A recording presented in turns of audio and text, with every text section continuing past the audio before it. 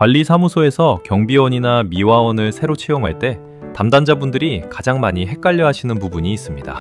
바로 만 65세가 넘은 근로자를 채용하면 고용보험료를 아예 내지 않아도 되는지 여부인데요. 실제로 급여명세서를 작성하다 보면 이 부분에서 착오가 생겨서 나중에 신고를 다시 해야 하는 일이 종종 벌어집니다.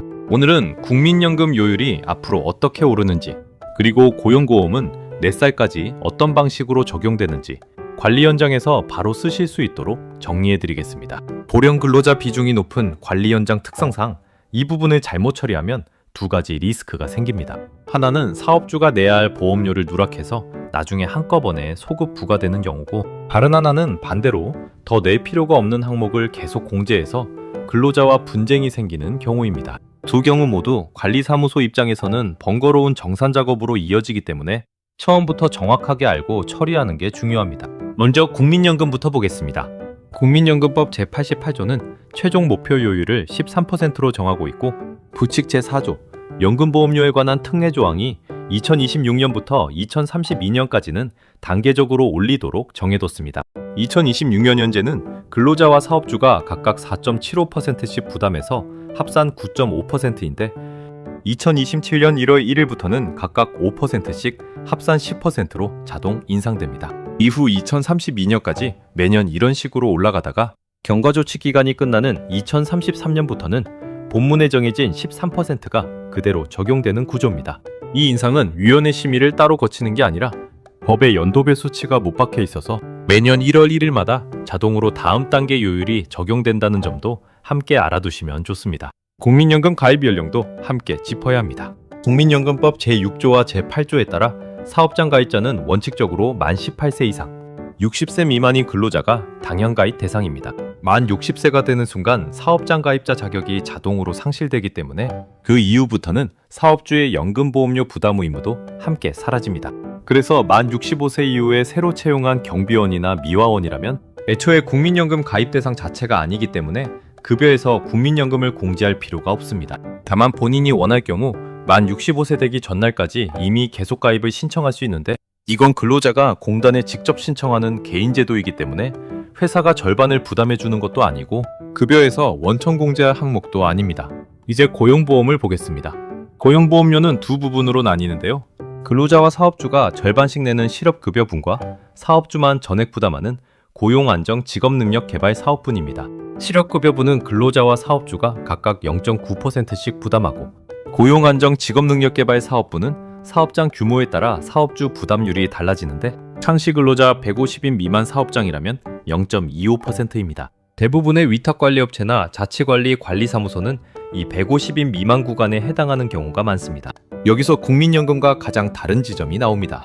고용보험은 국민연금처럼 가입 상한 연령이 따로 정해져 있지 않고 원칙적으로 전 연령에 적용됩니다. 다만 고용보험법 제10조 제1호가 만 65세 이후에 새로 고용된 사람에게는 실업급여와 육아휴직 급여 관련 규정을 적용하지 않는다고 정하고 있을 뿐입니다. 그런데 이 조문에는 단서가 하나 더 있습니다. 고용안정 직업능력개발 사업에 관해서는 그렇지 않다. 그러니까 이 부분은 65세 이후 신규 채용자에게도 그대로 적용된다고 명시돼 있습니다. 즉 65세 이상 근로자를 새로 채용해도 사업주는 고용보험 신고 의무 자체는 그대로 지고, 고용안정 직업능력개발 사업분에 해당하는 사업주 부담금은 계속 발생한다는 뜻입니다. 실무에서 가장 자주 나오는 오해가 바로 이 지점입니다.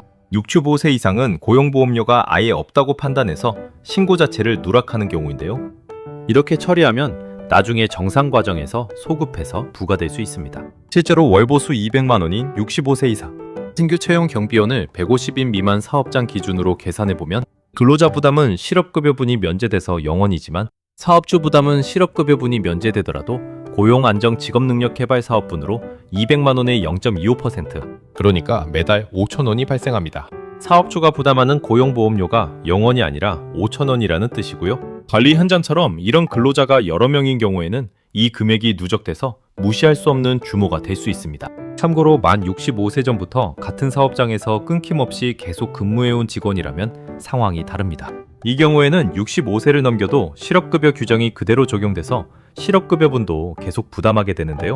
여기서 끊김없이 계속 고용됐다는 게 하루도 근로단절이 없어야 한다는 뜻이긴 하지만 경비원처럼 교대제 근무를 하면서 생기는 정기 휴무일은 근로단절로 보지 않는다는 게 고용노동부 입장이라 부대근무 특성상 실무적으로는 유리하게 해석되는 부분입니다. 실무에서 바로 확인하실 체크리스트를 정리해드리면 이렇습니다. 첫째, 재직 중인 직원이 만 60세. 생일이 지나는 달부터는 국민연금 공제와 사업주 부담분을 함께 중단하셔야 합니다. 둘째, 신규 채용자가 만 65세 이상인지 먼저 확인하시고 맞다면 국민연금은 애초에 가입 대상이 아니라는 점과 고용보험은 실업급여분만 면제된다는 점을 함께 체크하셔야 합니다. 셋째, 65세를 넘겼더라도 이전부터 계속 근무해온 직원이라면 근로단절 여부를 확인하시되 조대제 정기휴무는 근로단절로 보지 않는다는 점을 참고하시면 됩니다.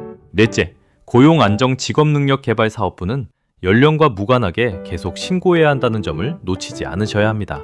다섯째, 관리사무소나 위탁관리업체의 상시 근로자 수에 따라 고용안정직업능력개발사업분 요율구간이 달라지니 이 부분도 한 번씩 재확인하시는 게 좋습니다. 여섯째, 임의 계속가입은 근로자 개인이 공단에 직접 신청하는 절차이기 때문에 급여에서 공제하지 않는다는 점도 함께 안내해 두시면 좋습니다. 정리하면 만 65세가 넘었다고 해서 4대 보험 전체가 면제되는 건 아니고 의료물 이후로 사업주 부담이 완전히 사라지는 건 국민연금 한 가지뿐입니다. 건강보험과 산재보험은 그대로 부과되고 고용보험도 실업급여분만 면제될 뿐 고용안정직업능력개발사업부는 계속 남는다는 점 오늘 영상으로 꼭 기억해 두시기 바랍니다. 국민연금 요율은 2027년 10%를 시작으로 2033년까지 단계적으로 오르니까 매년 초 급여 프로그램의 요율 설정도 함께 점검하시는 걸 추천드립니다.